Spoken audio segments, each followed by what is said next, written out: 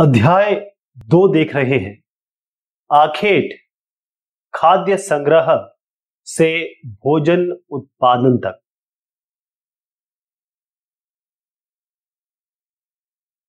आखेट आखेट का मतलब होता है शिकार।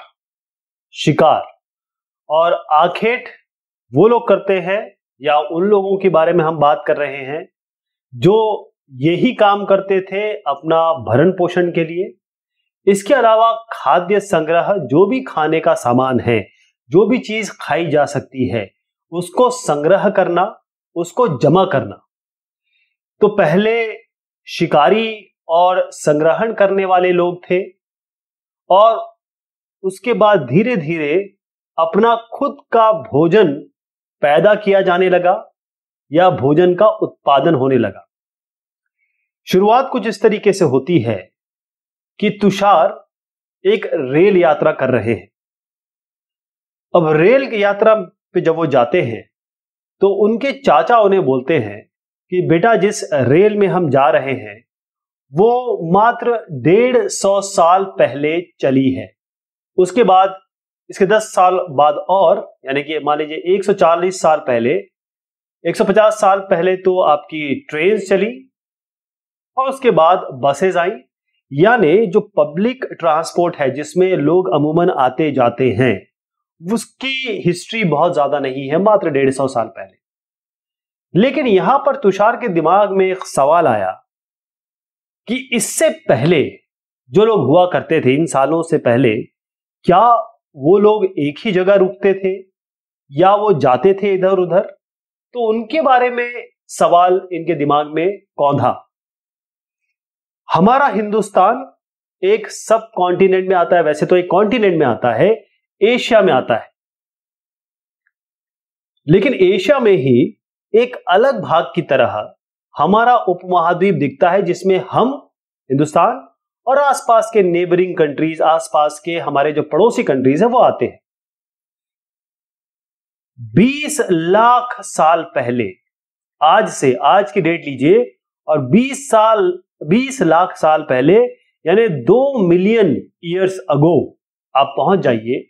तब से आज तक का समय, हिस्ट्री हम इस तरीके से बता सकते हैं कि यहां से, क्योंकि हमारे पास एविडेंसेस हैं, हम बता सकते हैं कि जो सबसे पुराने लोग थे जिनके बारे में हमको जानकारी है, वो लोग आखेटक और खाद्य संग्राहक थे।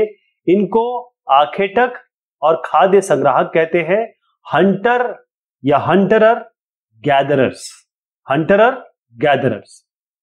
हंटरर है ये, शिकारी है। इसका मतलब वो वाइल्ड एनिमल, जंगली जानवरों का शिकार करते थे, मछलियों को पकड़ते थे, चिड़ियों का शिकार करते थे। संग्रहण फल का, फूल का, दानों का, पौधे पत्तियों का, अंडों का, इनको जहां भी मिलता था, अगर वो खाने योग्य है तो उसका वो संग्रहण करते थे, जमा करते थे। तो आखेटक और खाद्य संग्राहक जो समुदाय है, जो आप यहां पर देख भी रहे हैं, ये लोग खाना बदोश थे। इसका मतलब ये एक जगह से दूसरी जगह जाते रहते थे, यानी किसी स्थायी जगह पे नहीं रहते थे, स्थायी निवास नहीं था इनका। इसके कारण क्या हो सकते हैं? जैसे आज अगर आप कहें तो आप अपना एक घर बना लेते हैं और घर से इधर उधर नहीं जाते, आसपास आपकी नौकरी की जगह होती है या उसी शहर में रहते हैं अमूमन, जब तक कोई बड़ी चीज ना हो जाए, आपकी कोई नौकरी ना लग जाए या कोई और बात ना हो जाए। नॉर्मली आप एक जगह रहते हैं। उस जमाने में लोग इधर से उधर क्यों जाया करते थे? उसका कारण क्या था? कारण यह हो सकता है, सबसे पहला कारण यह है कि जिस जगह वो रहते थे, मान लीजिए ये लोग यहां पर रहते हैं, यहां के इन्होंने जानवरों को खत्म कर दिया और यहां पर जितना भी सामान था खाने का, जैसे फल फूल पौधे पत्तियां, वो सब खत्म कर दी। यानी इन्होंने खाकर सब चीजों को समाप्त कर दिया। अब जब चीजें नहीं रहेंगी तो इनको कहीं ना कहीं और जाना पड़ेगा जहां पर ये सब चीजें मिले। तो पहला कारण यह है कि इन्होंने खुद सारी चीजें समाप्त कर दी होंगी। दूसरा कारण यह हो सकता है कि मान लीजिए ये एक रेनडियर है या कोई भी वाइल्ड एनिमल, कोई भी जानवर है, ये जानवर अपने शिकार के लिए कहीं ना कहीं जाता होगा। जैसे मान लीजिए घास यहां खत्म हो गई तो ये हिरण या बारहसिंगा जाएगा कहीं और घास के लिए, तो यहां पर इसने जगह छोड़ दी, तो इन लोगों को भी जगह अपनी छोड़नी पड़ेगी इनके पीछे जाने के लिए, यानी शिकार के लिए इनको कहीं ना कहीं उन जानवरों के पीछे जाना पड़ेगा जो जानवर अपनी जगह चेंज करते हैं अपने शिकार के लिए। तीसरा कारण यह हो सकता है, तीसरा कारण यह है कि पेड़ और पौधे ये हर मौसम में नहीं होते, ये हर मौसम में चेंज होते रहते हैं। तो अगर एक मौसम में वो यहां है तो अगले मौसम में ये लोग वहां पहुंच जाएंगे, ताकि हर मौसम में इनको खाने पीने की चीज मुहैया होती रहे, मिलती रहे। चौथा और सबसे जरूरी कारण है पानी, वाटर। पानी के बगैर कोई भी काम नहीं होता, न पहले होता था न आज हो पाएगा। ऐसी कई नदियां हैं जिनको हम पेरेनियल रिवर कहते हैं, बारहमासी नदी कहते हैं। ये नदियां हमेशा बहती रहती हैं, जैसे गंगा ले लीजिए, ब्रह्मपुत्र ले लीजिए। लेकिन कई ऐसी नदियां हैं जैसे इन्हीं की ट्रिब्यूटरी हो गई है, इन्हीं की डिस्ट्रीब्यूटरी हो गई, सहायक नदी कह लीजिए। वो नदियां पेरेनियल नहीं है, बारहमासी नहीं है, ये केवल बरसात के समय ही इनमें पानी आता है। इसका मतलब कि जब सूखा मौसम होगा, खास तौर पे ठंड का, विंटर और समर, ठंड और गर्मी का जब समय होगा तब इनमें पानी नहीं होगा, तो ऐसी जगह इनको जाना पड़ेगा जहां पर उन्हें पानी मिले, नहाने के लिए, धोने के लिए, खाने के लिए, जो जिसके लिए भी वो जरूर पानी का इस्तेमाल करते होंगे। तो हमें पता कैसे चलता है? आरंभिक मानव के बारे में हम बोल तो रहे हैं, लेकिन बगैर तथ्य के, बगैर लॉजिक के हम कोई बात नहीं कह सकते। तो पुरातत्वविद यानी कि जो आर्कियोलॉजिस्ट हैं, उनको कई ऐसी चीजें मिली हैं, वस्तुएं मिली हैं जिनका निर्माण या उपयोग, जिनको वो बनाते थे, जिनका उसका उपयोग करते थे कौन लोग? आखेटक और खाद्य संग्रह।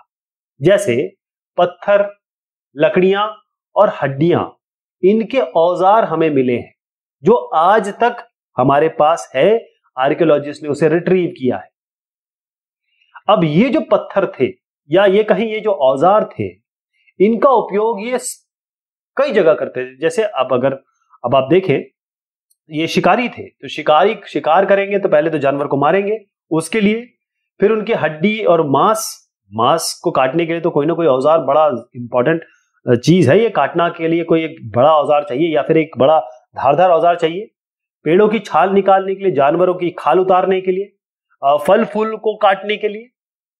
ऐसा भी ये करते थे कि लकड़ियों को काटते थे, झोपड़ियां और औजार बनाने के लिए इन सब चीजों का उपयोग करते थे। जो भी ये उस जमाना केवल में पत्थर था तो उस पत्थर का उपयोग करते थे।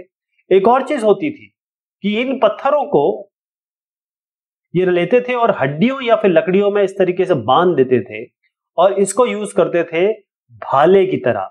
इसका उपयोग करते थे ये बाण, तीर, जैसे तीर कमान होता है उस तरीके से यूज करते थे जानवरों को का शिकार करने के लिए। मैं आपको यहां दिखाना चाहूंगा, ये तो खैर पुरापाषाण नहीं है, ये न्यूलिथिक का है। अच्छा, न्यूलिथिक पुरापाषाण क्या है अभी मैं आपको समझाता हूं। पहले मैं आपको बता दूं कि इसका उपयोग कुछ यहां पर दर्शाया गया है।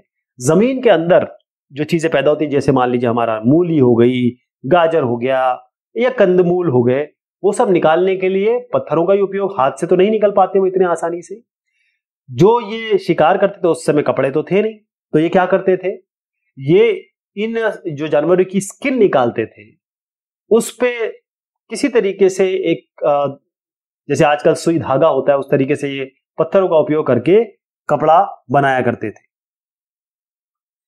अब आप देखिएगा, मैं कुछ आपको जो आज बता रहा हूं, जो अभी बता रहा हूं, ये आपको बहुत आगे तक समझना है क्योंकि ये शब्द बारंबार आने वाले हैं। तो जो पहले चीजें हुई, पुरातत्वविद, क्योंकि हर चीज का नाम, कैटेगराइजेशन होता है तभी हम समझ पाते हैं।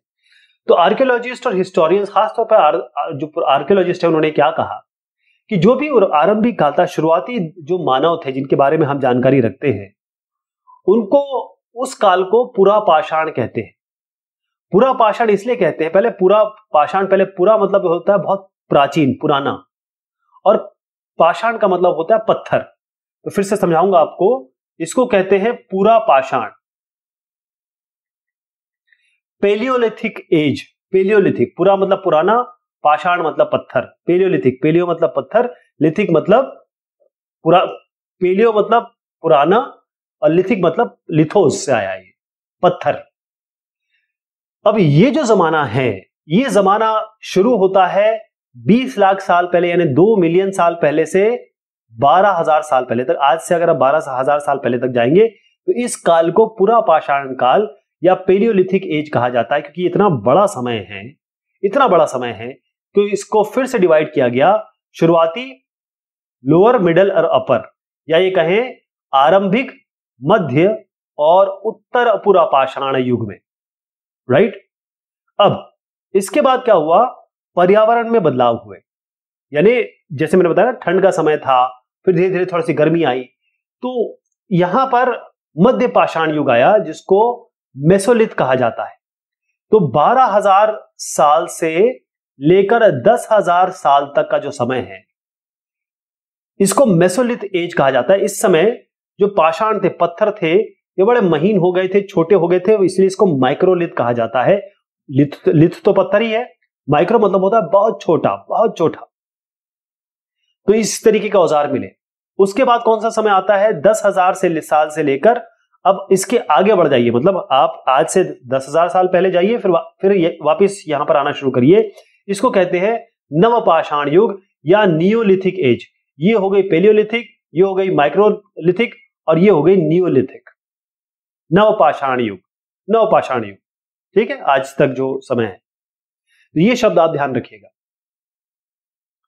अब यहां पर मैं आपको 3 जगह दिखाऊंगा और ये 3 जगह हमको यहां इसको पुरास्थल कहते हैं या साइट्स कहते हैं। इन जगह पे, इन पुरास्थलों पे हमें एग्जाम्पल मिले हैं, एविडेंसेस मिले हैं कि यहां पर जो लोग थे, विद्यमान थे उस जमाने में, वो आखेटक थे, खाद्य संग्राहक थे, हंटरर थे, गैदरर थे। तो पहले जगह बताऊंगा, फिर इनकी पिक्चर के बारे में बात करेंगे। सबसे पहले समझिएगा भीमबेटका, ये मध्य प्रदेश में है। कुरनूल की गुफाएं, कुरनूल की गुफाएं ये कहां पर हैं, ये आंध्र प्रदेश में है। कहां पर है, आंध्र प्रदेश में है। इसी तरीके से हुंगसी, हुंगसी कहां पर है, हुंगसी आपका है कर्नाटका में, ध्यान रहेगा। चलिए फिर से इसको डिस्कस किया जाए। 3 जगह मैं आपको बता रहा हूं, भीमबेटका, हुंगसी, ये वाला पहला हो गया भीमबेटका, हुंगसी और कुरनूल। तो यहां पहले आपको मैं जगह दिखा देता हूं, इसको देखिएगा। ये दोनों जो जगह दिखा रहा हूं, पहली और दूसरी, ये है भीमबेटका, भीमबेटका। और यहां पर गुफाएं तो ही हैं, साथ में यहां चित्रण भी है, यानी कि जो भी लोग यहां रहते होंगे उन्होंने यहां पर बकायदा चित्रण किया है। उस चित्र से भी हमें पता चलता है कि उस जमाने में लोग क्या करते थे। ये जो आप देख रहे हैं ये है कुरनूल की गुफाएं, कुरनूल की गुफाएं, ये आंध्र प्रदेश में है। इसी तरीके से एक हुंगसी जगह है जो कर्नाटक में है। कहां पर है, कर्नाटक में है, कर्नाटक, आंध्र प्रदेश।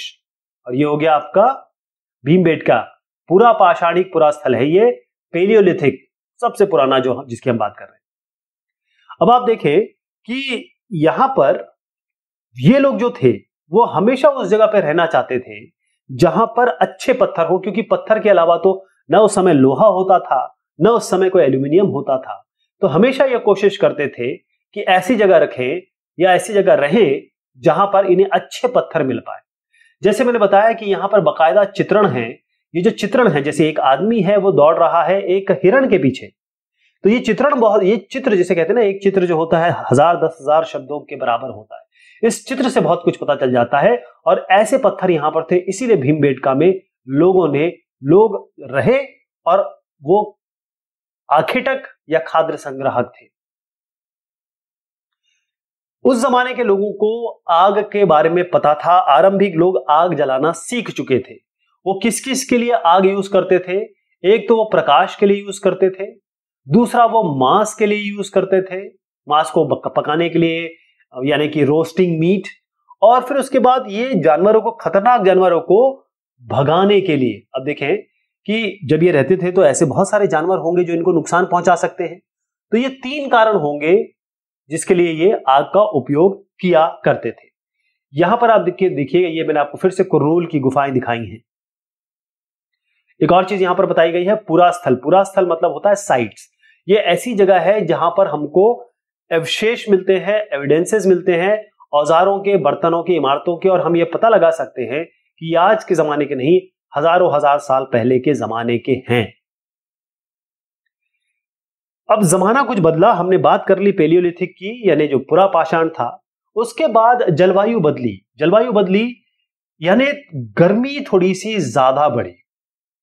पेलियोलिथिक एज में ठंड बहुत ज्यादा थी, उसके बाद गर्मी ज्यादा बढ़ी। गर्मी जैसी बढ़ी तो ये जो घास के मैदान है ये ज्यादा बढ़ गए। घास के मैदान जैसे ज्यादा बढ़े, जितने भी यहां पर जानवर थे, कैटल थे या ऐसे जानवर जो घास को खाते थे, जैसे बारहसिंगा हो गया, भेड़, बकरी, गाय, इन सब की संख्या बढ़ने लगी क्योंकि ये घास पे आश्रित थे।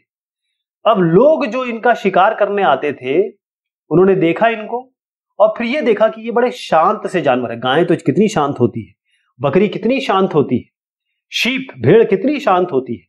इन्होंने देखा कि ये जो जानवर है, एक तो इनका गोश्त भी अच्छा है और दूसरी चीज ये है कि ये आसानी से पकड़ में आ जाते हैं, तीसरी चीज ये बड़े शांत है।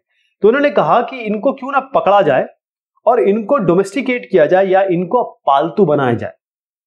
तो यहां से पालतू बनाने की शुरुआत हुई। इसके अलावा क्योंकि हर इलाका जमीन का इलाका नहीं है, बहुत सारा समुद्री इलाका है, तो वहां के लोग ये जान गए थे कि मछली भी एक बहुत जरूरी, बहुत महत्वपूर्ण खाने का स्रोत है। अब हुआ ये कि जैसे ये घास के मैदान है, ये जैसे घास है, इस घास के अलावा अपने आप प्राकृतिक तौर पे गेहूं, व्हीट, जौ यानी बार्ली और धान मतलब आपका चावल, राइस, ये अपने आप उगना शुरू हुआ। अब जब ये उगना शुरू हुआ तो वहां के लोगों ने जब इसको परखा, जांचा, खाया, तब इन्हें पता चला ये तो खाद्यान्न है, ये तो खाने की चीज है। तो धीरे धीरे इन्होंने इसके बारे में और जानकारी एकत्रित की और उसके बाद इस अनाज को खुद ही पैदा किया और फिर वो कृषक बन गए, यानी अब ये फार्मर्स बन चुके हैं। फार्मर धीरे धीरे मैं आपको सिलसिलेवार तरीके से बताता हूं कि पहले क्या हुआ, फिर कृषक कैसे बने, अब ये आप पशुपालक कैसे बने। जब मैंने कहा कि ये जो जानवर है, इसमें कई ऐसे जानवर थे, जैसे मान लीजिए कुत्ता है, डॉग। अब कुत्ते को अगर आप एक रोटी दे देंगे तो वो आपका मुरीद हो जाएगा, वो आपके पीछे पीछे दौड़ेगा। इसी तरीके से जब मान लीजिए ये लोग कहीं रहते थे, इन्होंने आसपास के जानवरों को रोटी डाली होगी या उनको बुलाया होगा तो ये आ गए होंगे, और जो जो जानवर आ गए और जिनको ये आराम से डोमेस्टिकेट कर सकते हैं, पालतू बना सकते हैं, जैसे भेड़, बकरी, गाय, सुअर जैसे जो जानवर है, जिनको खाने के लिए भी उपयोग किया जा सकता है, जो दूध भी दे सकते हैं, यानी बहुत सारे काम में वो आ सकते हैं और इसी को वो लाइफ स्टॉक कहते हैं। यानी एक जानवर जो जिंदा है और बहुत सारे काम में आता है। तो ये जानवरों के बारे में उन्होंने जानना शुरू किया, उन्हें अपने घर के पास बुलाया, फिर इन जानवरों को अपने आसपास रख के ये जानवर भी खुश हो गए और बाकी जो जंगली जानवर थे उनसे इन जानवरों को इन्होंने बचाना भी शुरू किया। तो अब ये क्या बन गए, कृषक तो थे ही, ये सब लोग पशुपालक भी बन गए। यानी यहां पर ये फार्मिंग करने लगे, यहां पर ये हर्डिंग करने लगे। तो ये जो बसने की प्रक्रिया है, डोमेस्टिकेशन, वो जानवर जिसका डोमेस्टिकेशन किया जा सके, वो खाना, वो खाद्यान्न, चाहे वो दलहन हो, तिलहन हो, उन सब का अपने लिए उपयोग करना और जांच परख के उपयोग करना, इसी को हम डोमेस्टिकेशन कहते हैं। अब जीवन शैली में परिवर्तन होने लगा। क्यों? क्योंकि अब ये कृषक और हर्डर्स कहते हैं इसको, पशुपालक दोनों बन गए थे। जब ये कृषक और पशुपालक दोनों बन गए तो जब ये जमीन में सीड बोते थे, बीज डालते थे, ये जो बीज है ये बड़े होंगे यानी पौधे बनेंगे। अब जब ये, इसमें बहुत सारे प्रोसेस होते हैं। पहली चीज क्या होती है, जैसे सीडिंग है, वीडिंग है और उसके बाद फिर हार्वेस्टिंग है। इसका मतलब बीज बोने के बाद फसलें जब तक पक के तैयार नहीं हो जाती, इनकी सिंचाई करनी पड़ती है, पानी डालना पड़ता है, इसकी खरपतवार हटानी पड़ती है, यानी कि जितने भी अलग अलग और पौधे उग गए उनको हटाना पड़ता है, जिसे वीडिंग कहते हैं। और जो जानवर और चिड़िया इनको खाने आती है उनको भगाना पड़ता है। तो बहुत सारे काम है, फिर कटाई करनी पड़ती है। तो ये सारे काम इतने समय में होते हैं कि ये एक ही जगह पे रहने लगे, खाना बदोशी कम हो गई, एक जगह से दूसरी जगह इन्होंने जाना कम कर दिया। अब जब ये इतनी चीजें पैदा कर रहे थे, हो सकता है ज्यादा पैदा कर रहे हो जितना वो खा सके उस समय, तो ये आगे के लिए इसका भंडारण करने लगे, स्टोरेज करने लगे। तो अनाज का उपयोग इन्होंने कई तरीके से किया। अनाज जो आगे बीज के रूप में किया, खाने या खाद्य के रूप में किया, किसी को देने के लिए या उपहार के रूप में किया, और फिर उसका भंडारण करने के लिए किया। अब भंडारण कैसे करेंगे? इन्होंने ऐसी बहुत सारे हमें एग्जाम्पल मिले हैं। मिट्टी के ऐसे बर्तन बनाए और टोकरियां बनाई और जमीन के नीचे खोद के जगह बनाई, और इसके सबके प्रमाण मिले हैं। तो इस तरीके से इन्होंने स्टोरेज करना शुरू किया। अच्छा, जानवर क्या है? जानवर तो चलते फिरते खाद्य भंडार है। क्यों? क्योंकि जानवर जो है अपने आप मल्टीप्लाई करते हैं, रिप्रोड्यूस होते हैं। जानवर जैसे आप मान लीजिए एक बकरा एक बकरी रख दीजिए तो भाई बकरा बकरी पैदा हो जाएंगे। एक मुर्गा मुर्गी रख लीजिए और उनके बच्चे पैदा हो जाएंगे, अंडे हो जाएंगे, मुर्गियां अंडे से लेंगी। इसका मतलब कोई भी जानवर जो ये लाइफ स्टॉक है, इसको ये पालते थे, ये तो दूध भी देते थे, अंडे भी देते थे, और उनको कभी भी मार के उनको खाया भी जा सकता था। इसका मतलब जानवर जो है अपने आप एक स्टोरेज हो गए, भंडारण का एक तरीका था। मैं आपको कुछ यहां चित्रण दिखाऊंगा। अब आप देखिएगा जो नीले बॉक्स है, इस तरीके से जो नीले बॉक्स है ना, स्क्वायर, वो बॉक्स देखिएगा ध्यान से। अब इसको दिखाना क्यों चाह रहा हूं मैं? क्योंकि यहां पर जो लोग थे उसके प्रमाण है कि ये कृषक थे और पशुपालक थे। कृषक थे, पशुपालक थे। क्यों? पहले मैं आपको यहां ले जाने के बाद पहले जरा बता दूं कि हमें क्या साक्ष्य मिले हैं, क्या एविडेंसेस मिले हैं, क्या प्रमाण मिले हैं, क्या सबूत है हमारे पास। तो पहली चीज तो ये है कि यहां पर इनकी बस्तियां थी, और बस्तियां कैसे पता चली कि जो चावल दाल या फिर जो भी दलहन तिलहन इनके पास या फिर कोई भी खाद्यान्न था, वो किसी तरीके से जला होगा। हमें नहीं पता किस तरीके से जला होगा। तो वो जो जला हुआ अनाज है, वो जला हुआ अनाज आज तक रह गया, और उसका हम कार्बन डेटिंग या बाकी और तरीके से हमने पता किया कि ये कितने साल पुराना है। पहली चीज ये हो गई। और अनाज है, इसका मतलब अनाज की पैदावार होती होगी, यानी कृषक होंगे उस समय। और फिर हमें कैसे पता चला कि भाई ये यहाँ पर पशुपालक रहते थे? क्योंकि हमें जानवरों की हड्डियां मिली हैं, हमने उसकी पहचान की है। तो कौन कौन से इलाके हैं, चलिए देखते हैं। शुरुआत करेंगे, क्योंकि दो जगह का नाम हम दोबारा लेने वाले हैं, क्योंकि इसका जिक्र दोबारा होगा। मेहरगढ़, ये अब पाकिस्तान में है। बुरज़ाहोम, ये आज के कश्मीर में है। चिरांद, कोल्डीवा, महागढ़, ये नॉर्थ ईस्ट में जाएंगे तो दावजाली हादिंग, यहां पर आइए। पीएमपल्ली, हल्लूर, ये सारे वो इलाके हैं जो नियोलिथिक साइट्स हैं, यानी नवपाषाण युग के साइट्स हैं। अब स्थायी जीवन बनने लगा, लोग रहने लगे एक जगह पे, वो झोपड़ियां बनाने लगे, घरों के निशान हमें मिले हैं। कैसे? आप देखिए यहां पर मैं आपको जो चित्रण दिखा रहा हूं, ये दोनों एक ही जगह के हैं। ये चित्रण है बुर्ज़होम, मैंने कहा था इस बात का जिक्र होगा, बुर्ज़होम का, ये आज के कश्मीर में है। यहां पर लोग, क्योंकि देखिए कश्मीर का इलाका ज्यादातर ठंड, क्योंकि वहां ठंड बहुत ज्यादा होती है और ठंड बड़ी बड़ी खतरनाक होती है। अब उस चीज को देखिएगा, यहां पर लोग जमीन के नीचे रहते थे, जमीन के नीचे गड्ढा खोदते थे, बाकायदा सीढ़ियां जाती थी, और यहां पर लोग रहते थे, खाते थे, अपना भंडारण करते थे। तो ये बुर्ज़होम में हमें ये आज भी हमारे पास इसके साक्ष्य उपलब्ध है। दूसरी चीज ये है कि हमें पत्थर के औजार मिले हैं। अब ये जो औजार हैं, ये पुराने औजारों से थोड़े भिन्न थे। आप देखिए कितने कितने बढ़िया तरीके से, या ये कहें इसका स्कल्पचर इतनी बेहतरीन तरीके से बनाया गया है कि आज भी हम इसको देखते ही बनते हैं। इसका मतलब ये है कि इस पे जो धार दिया जाता था, इसको और पैनापन दिया जाता था, इस पे पॉलिश की जाती थी। ये इस जमाने में होता था, न्यूलिथिक में, पैलियोलिथिक में नहीं, पुरापाषाण में नहीं, नवपाषाण में। और ऐसा आज भी देखिएगा, अगर आप साउथ इंडिया में जाएंगे या फिर किसी गांव के क्षेत्र में जाएंगे, तो इस तरीके से आपकी जो दादी अम्मा है वगैरह, यहां पर एक, इसे कहते हैं ओखल, और इस ओखली कहते हैं, ये होता है मूसल। आप ये मूसल हो गया, इस तरीके से मूसल हो गए, यहां पर आप गेहूं के दाने डालिए या दाल के दाने डालिए, और उसको इस मूसल से आप पीस दीजिए। तो जो ओखली और मूसली ये भी मिली है, ये भी मिली है। औजार, कई औजार हैं जो हड्डियों से भी बनाए जाते थे, लेकिन ये औजार हमें मिले हैं। इससे हमें पता चला कि स्थायी जीवन था उस समय, लोग उसकी तरफ अग्रसर थे। नवपाषाण युग के जो पुरास्थल हैं, यानी साइट्स हैं, इसमें कई प्रकार के मिट्टी के बर्तन मिले। आप देखिए सारे मिट्टी के बर्तन हैं, और इस मिट्टी के बर्तन में स्टोरेज करते थे, भंडारण करते थे, इसमें खाना भी बनाया जाता था। तो चावल, गेहूं, दलहन, ये मतलब दाल चावल रोटी जो हम आज खाते हैं, वो उस समय ही बहुत इंपॉर्टेंट हिस्सा बन गए थे खाने के, और बाकायदा लोगों ने कपड़ा बुनना भी शुरू कर दिया था। इस तरीके के आप हमारे पास साक्ष्य है। स्त्री पुरुष, अब एक एग्जांपल इसमें बताता हूं कि आप सोचेंगे कि पहले ये हुआ कि हंटरर्स गैदरर्स थे और उसके बाद लोग धीरे धीरे फार्मर्स और हर्डर्स बन गए। ऐसा नहीं है, कई विश्व के कई इलाकों में लोग ये काम करने लगे, काम कर रहे थे। उसी जमाने में किसी और जगह पे लोग ये काम कर रहे थे, या फिर ये काम करते थे और किसी सीजन में ये काम करते थे। तो ये अभी तक क्लियर नहीं है, मतलब बदल बदल के ये काम किया होगा। एक आपको सूक्ष्म निरीक्षण पे ले जाता हूं, ये है मेहरगढ़ का इलाका। मैंने आपको इलाका दिखाया था, पाकिस्तान का इलाका है। अब मेहरगढ़ में मेहरगढ़ है कहां, पहले आपको बताता हूं।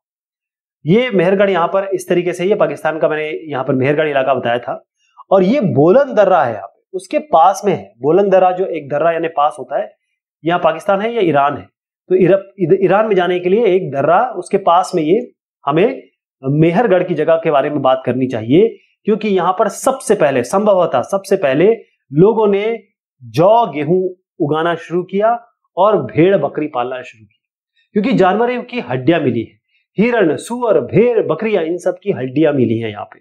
इसके अलावा हमें जो यहाँ पर घर मिले हैं वो बकायदा चौकोर, देखिए आप स्क्वायर की तरह है यहाँ पे, और इसमें बहुत सारे कंपार्टमेंट थे, बहुत सारे इसमें आयतकार इस तरीके से स्क्वायर, और 4 से ज्यादा कमरे थे यहाँ पर। कहीं पर ये रहते थे, कहीं पे भंडारण करते थे। एक और चीज थी कि इनकी आस्था बड़ी थी कि जब हमारे किसी साथी की मृत्यु हो जाएगी तो वो किसी दूसरी दुनिया में जाएगा, मृतक कब्र में। यानी जब ये मानते थे तो लोग जो यहाँ पर ये बरी किए जाते थे मरने के बाद, उसके साथ ये खाने और पीने की चीज भी डालते थे, जैसे गोट, ये क्या हुआ, गोट, बकरी डाल दिया करते थे, ताकि इनको आगे खाने की कोई तकलीफ ना हो। यहाँ पर आप एक औरत देखेंगे, ये भी मेहरगढ़ का ही पिक्चर है। इन्होंने सारे ऑर्नामेंट्स, यानी कि जो भी महिलाएं पहनती हैं वो अभी भी पहना हुआ है, और यहाँ पर खाने पीने का सामान डाला गया है। ऐसा नहीं कि ये कल मेहरगढ़ या हिंदुस्तान या पाकिस्तान की बात है। मैं आपको एक जगह लिए चलता हूं, ये फ्रांस की एक जगह है। फ्रांस में लुआक्स करके एक जगह है, वहां पर 4 बच्चों ने इस गुफा की खोज की थी। और इस गुफा में जो आप यहाँ पर परिवर्तित चित्र देख रहे हैं, ये ही वो चित्र हैं जो एक्चुअल वहां के हैं। ये जो है 10,000 से लेकर करीबन 20,000 साल तक माना जाता है कि इस दरमियान में होंगे। यहाँ पर घोड़े, गाय, भैंस, गेंडा, रेंडियर, बारहसिंगा, सुअर, इनके चित्र मिले हैं। लेकिन ये जो चित्र मिले हैं बकायदा खनिज पदार्थ से बनाए गए हैं, लौह अयस्क, आयरन ओर से बनाए गए हैं, चारकोल से बनाए गए हैं, तभी आज भी विद्यमान है। और ये तब होता होगा जब शिकारी शिकार करने जाते होंगे। एक नवपाषाणिक पुरास्थल दिखाता हूं आपको, जो न्यूलिथिक एज का है। ये चित्रण है, और ये टर्की, इसका एक बहुत पुराना प्रसिद्ध पुरास्थल है। उसका नाम है चताल ह्यूक, ये ध्यान रखिएगा, चताल ह्यूक। इसमें भी कई चीजें हमें मिली है, और इस इलाके में बहुत सारे चकमक पत्थर, हो सकता है ये सीरिया से लाए गए होंगे, या कौड़ियां, सीपियां, ये सब लाल सागर और भूमध्य सागर से लाई गई होंगी। तो ये सारी चीजें पैदल लाई जाती थी, या जानवरों के पीठ पे लाद के लाई जाती थी, लेकिन ये सारी चीजें हमें मिली हैं तुर्की में। तो ये बात हुई इस डिस्कशन की। बहुत शुक्रिया, बहुत मेहरबानी आप सभी।